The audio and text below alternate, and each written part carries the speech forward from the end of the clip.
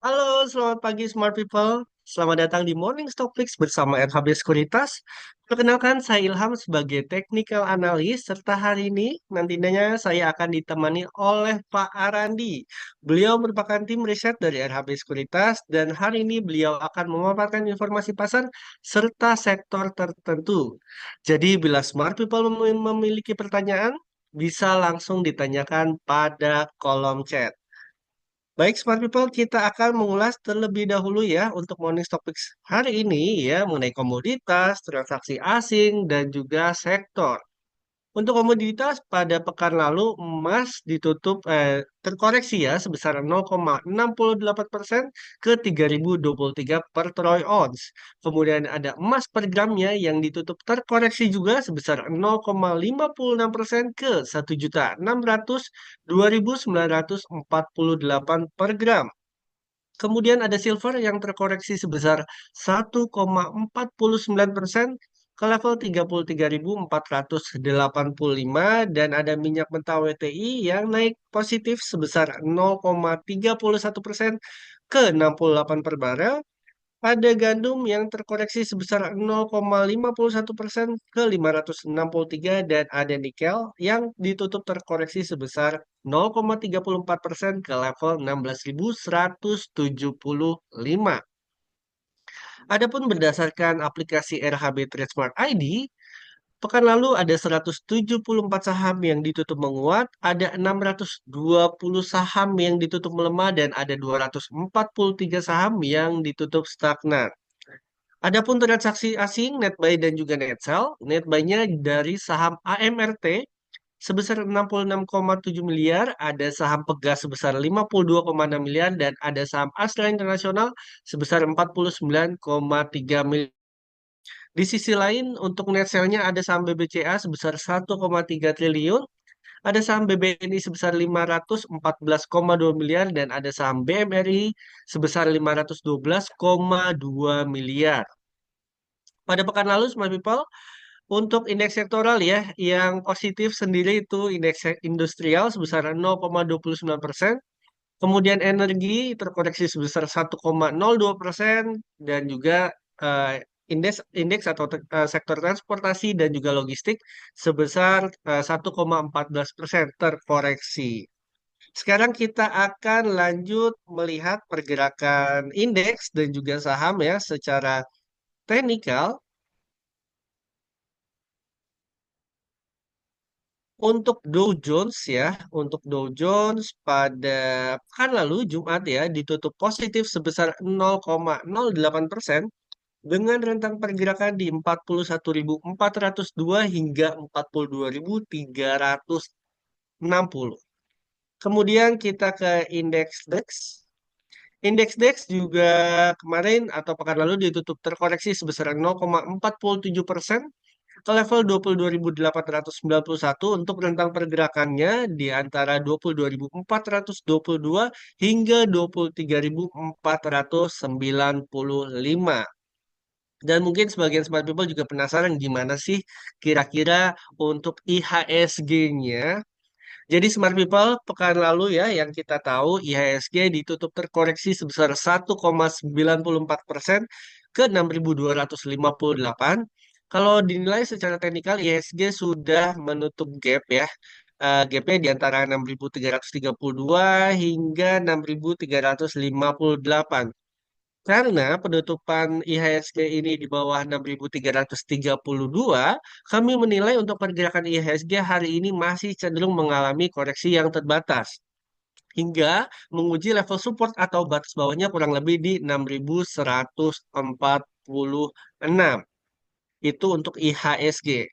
Kemudian kita lanjut lihat untuk pergerakan rupiahnya ya. Untuk pekan lalu ya, rupiah masih mengalami pelemahan sebesar 0,15% ke 16.495 bila dibandingkan hari sebelumnya ditutup sebesar 16.470. Ya, kita berharap bahwa untuk pergerakan rupiah semakin lama semakin menguat ya. Smart People bukan melemah ke 16.570. Untuk rentang pergerakannya di 16.439 hingga 16.570 untuk rupiah. Nah, tadi sudah dimention ya, untuk hari ini kita akan ditemenin oleh Pak Arandi. Silakan Pak Arandi untuk pemaparannya. Oh, oke Ham, thank you. Eh, izin saya share screen. Ini mungkin singkat saja ya. Kemarin jadi hari Jumat itu saya rilis report tentang AKR Korporindo. Ini lebih ke arah review dari laporan keuangan tahun 2024-nya kemarin. Dan saya melihat di tahun 2024 ada peningkatan yang signifikan dari pendapatan utilities dari JP seiring dengan beroperasinya smelter Freeport di tahun 2024 kemarin di pertengahan tahun 2024 ya. Lalu itu juga mendorong pendapatan atau laba bersih dari asosiasi di Berkah Manyar Sejahtera. Dan ini mendorong laporan keuangan mereka di laba bersihnya eh, paling nggak terjaga lah di 2,2 triliun rupiah. Nah, melihat ini, manajemen memperkirakan tahun 2025 pendapatan utilities terus pendapatan yang pelabuhan itu bisa naik 2 kali lipat karena selain smelternya udah mulai beroperasi, terus yang anoda slime juga sudah mulai beroperasi. Jadi ada peningkatan kegiatan eh, pelabuhan sekaligus ada peningkatan permintaan dari utilities dari air, dari listrik yang harus disuplai ke Freeport. Nah, oleh karenanya saya merevisi sedikit ke atas laba bersih mereka atau tahun 2025 ini sebesar 3%. Jadi saya naikkan 3% karena ada kontribusi dari utility sama dari pelabuhan tadi. Itu yang membuat saya makin yakin kalau Akra ini memiliki prospek yang cukup baik di tahun 2025. Em, Manajemen juga kemarin cerita kalau di 2 bulan pertama tahun 2025 itu mereka mencatat kinerja yang lebih baik dibandingkan tahun 2024. Dan ini disebabkan karena kegiatan pertambangan yang lebih normal dibandingkan tahun lalu. Um, Mining permit juga nggak ada masalah, terus juga cuaca lebih mendukung untuk melakukan kegiatan pertambangan di tahun 2025 ini. Sehingga manajemen Akra optimis di first quarter 2025 result nanti itu akan mencatat pertumbuhan yang baik uh, secara year on year. Nah, saya lakukan analisa sedikit. First quarter-nya Akra itu biasanya selama 5 tahun terakhir itu menyumbang 25% dari total tahunan laba bersih. Jadinya kalau pakai asumsi ini, first quarter 2025 itu punya potensi naik 11% year on year di first quarter nanti yang akan rilis di bulan April. Saya masih maintain buy untuk Akra di target price-nya 1.500 dan ini saham yang menarik karena meskipun IHSG secara year to date sudah turun 12%, Akra relatif stabil hanya ya tetap melemah tapi hanya melemah 1%. Jadi ini mungkin bisa menjadi pilihan untuk Bapak dan Ibu di tengah um, isinya apa namanya dinamika pasar modal saat ini. Mungkin itu dari saya, Ham. Baik, terima kasih Pak Arandi. Ini Smart People sudah mendapat bocoran nih dari Pak Arandi mengenai saham Akra. Nah, kita akan lihat nih bagaimana pergerakan saham Akra yang bisa juga jadi pertimbangan Smart People untuk ditradingkan ya dalam jangka pendek hingga jangka menengah.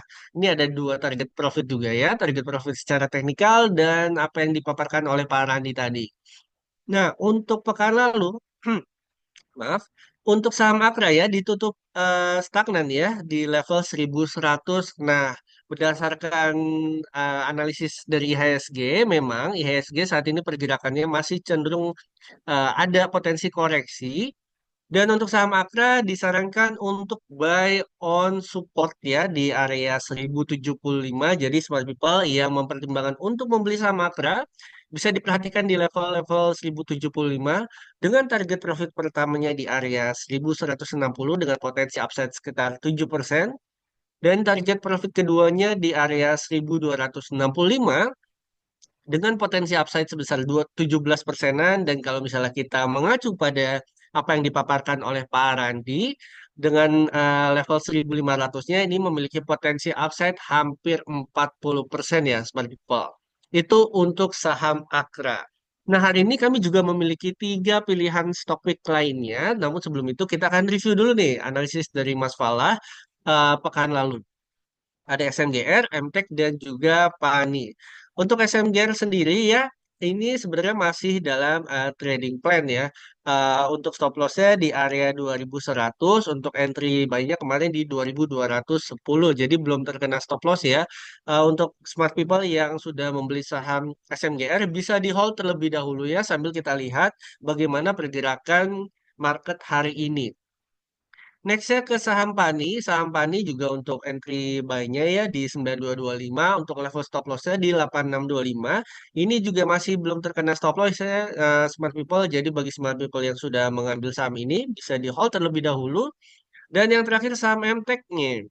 Nah, saham MTEK bagi smart people yang sudah membeli saham MTEK pekan lalu ini selamat sudah TP1 di area 550-nya dengan buy on weakness ya kemarin di area 515 dari Mas Fala.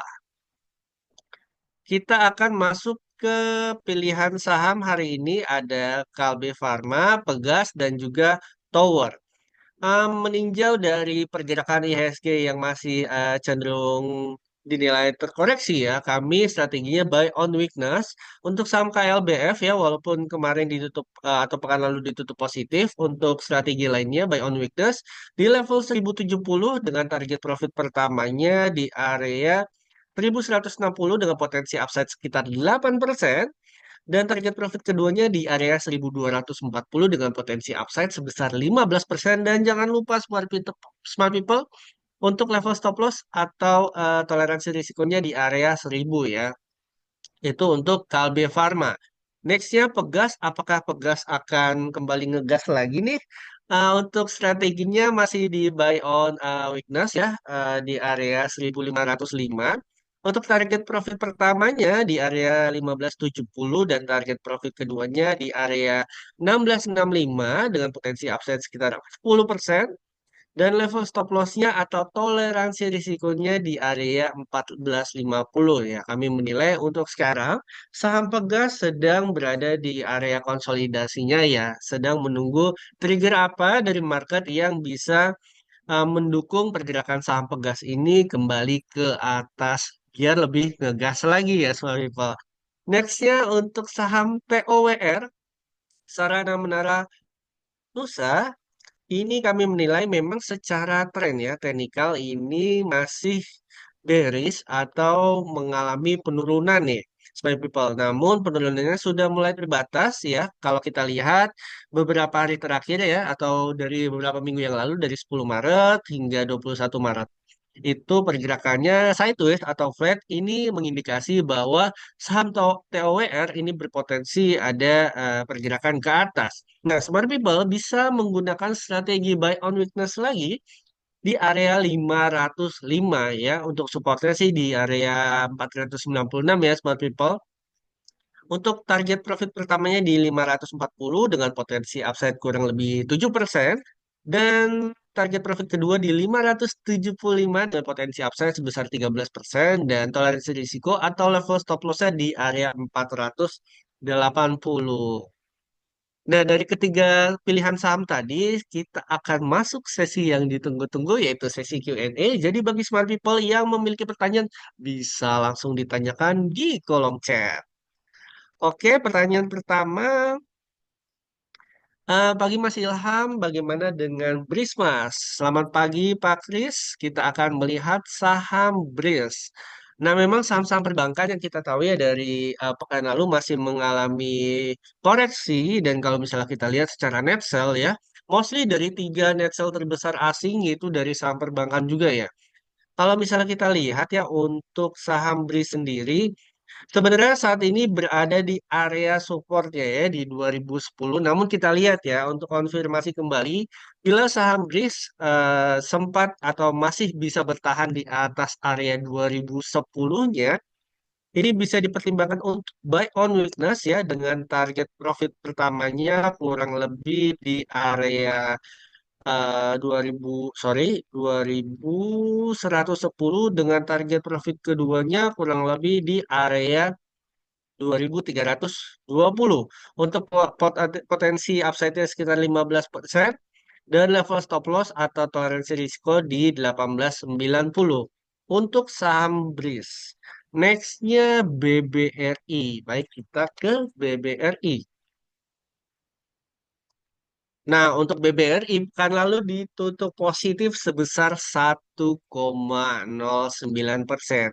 Sebenarnya kalau kita melihat dan menggunakan salah satu tools alat bantu bernama Fibonacci retracement, ini sudah retrace atau terkoreksi ya di area 3580 dan ini biasanya menjadi istilahnya golden ratio atau bisa menjadi pertimbangan untuk smart people semua membeli saham BBRI dengan target profit ya pertamanya kurang lebih di area 3870 dengan potensi upside sekitar 8% dan target profit keduanya di area 4170 ya. Untuk saham BBRI, sorry, kok kehapus. Dengan potensi upside sekitar 16% dan toleransi risiko atau level stop loss-nya di 3390 ya. Kami juga ingin mengingatkan kembali bahwa kondisi market sedang fluktuatif, perlu diperhatikan untuk money manajemennya dan bisa disesuaikan dengan profil risiko masing-masing. Next-nya kita ke BRPT.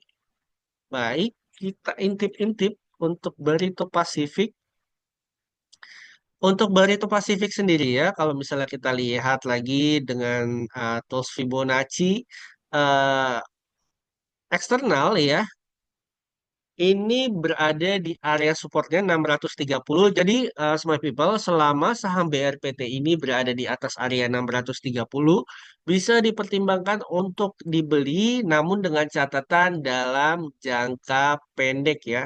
Untuk target profit pertamanya, ini kita pakai target profit yang terdekat saja, kurang lebih di area 725. Kemudian target profit yang kedua ini di area sekitar 785 dengan potensi upside sekitar 16% ya. Dan juga level stop loss-nya itu di area 635 untuk saham BRPT. Next-nya kita ke semoga terjawab ya Pak Ayub, Pak John, dan sekarang kita lanjut ke pertanyaan dari Pak Steven Hartanto, AMRT dan WIRG. Kita akan lihat AMRT bagaimana perkembangannya. Wah, untuk saham AMRT, misalnya kita lihat secara tren ya, memang masih cenderung bearish. Terus kita akan lihat kira-kira target penurunannya secara teknikal itu sampai mana kita menggunakan tools lagi Fibonacci eksternal. Untuk target terdekatnya nih di area 1855. Nah, ini sedikit tips nih bagi smart people. Wah, kapus lagi. Nah, sedikit tips bagi smart people yang ingin membeli saham AMRT atau melihat suatu saham dengan kondisi seperti ini, misalnya supportnya di 1855. Apakah pada saat 1855 kita langsung bisa beli? Ini ada dua pilihan. Yang pertama, bisa langsung beli. Ini sesuai dengan profil risiko yaitu lebih ke arah untuk smart people yang punya profil risiko agresif. Namun yang lebih konservatif atau moderate, kita lihat nih apakah pada support 1855 ini ada konsolidasi atau masih bertahan di level tersebut. Nah, kalau misalnya ada potensi masih bertahan di level di atas level 1855 dan ada indikasi kenaikan ke atas baru bisa dibeli. Jadi ada dua strategi gitu. Jadi misalnya antara saya atau Mas Falah misalnya supportnya sekian gitu. Itu bisa ada dua pilihan. Bisa langsung beli atau bisa ditunggu dulu. Untuk saham AMRT ini bisa diperhatikan nih bagi smart people. Untuk target profit pertamanya kurang lebih di area 12%. Sebenarnya ini udah target profit kedua ya karena udah cukup tinggi ya 12%. Target profit pertamanya kurang lebih di area 1980 dengan toleransi risiko kurang lebih di area 1750 untuk saham AMRT. Next ya, kita akan ke saham WIRG nih, Smart People. Wow, saham WIRG ini untuk level supportnya atau batas bawahnya di area 79. Kami menilai dengan penurunan yang cukup signifikan dari tanggal 24 Februari ini masih ada potensi koreksi terbatas ya, perlu diperhatikan kembali di area 79. Jadi bagi smart people yang memiliki pertimbangan untuk membeli saham WIRG, target profit pertamanya di area 86 dan target profit keduanya di area 95 dengan toleransi risiko atau level stop loss-nya di 73. Nah, dengan melihat ini, harga sahamnya cukup memiliki volatilitas yang tinggi. Jadi, kami mengingatkan untuk mempertimbangkan money manajemennya ya, smart people. Nextnya kita, eh, wah sepertinya dikit lagi ya smart people market akan buka. Jadi bagi smart people yang sudah memiliki trading plan ya bisa langsung di setup ya trading plan-nya ya di aplikasi RHB Trade Smart ID. Dan terima kasih atas semua pertanyaannya. Kami juga ingin mengingatkan bahwa ada promo menarik dari LDN Maybank yang berlaku sampai Maret 2025. Smart people bisa mendapatkan cash reward hingga Rp700.000 dengan cara membuka rekening baru menggunakan LDN Maybank. Smart people juga bisa menikmati komisi broker sebesar 0% untuk semua transaksi saham selama 30 hari pertama setelah membuka akun RDN Maybank. Khusus untuk nasabah baru RHB Sekuritas Indonesia yang bertransaksi melalui aplikasi. Selain itu, ada promo menarik juga dari Bank Panin yang bisa mendapatkan cash reward hingga Rp200.000 dengan cara membuka rekening baru menggunakan LDN Bank Panin. Sekali lagi, terima kasih atas partisipasinya dan terima kasih juga kepada Pak Randi atas pemaparannya. Semoga informasi yang kami sajikan dapat bermanfaat dan bisa menambah pengalaman trading serta investasi bagi smart people semua. Ingin mengetahui informasi menarik lainnya soal saham? Tunggu episode selanjutnya hanya di RHB Sekuritas. RHB Trade Smart ID, easy, quick, smart.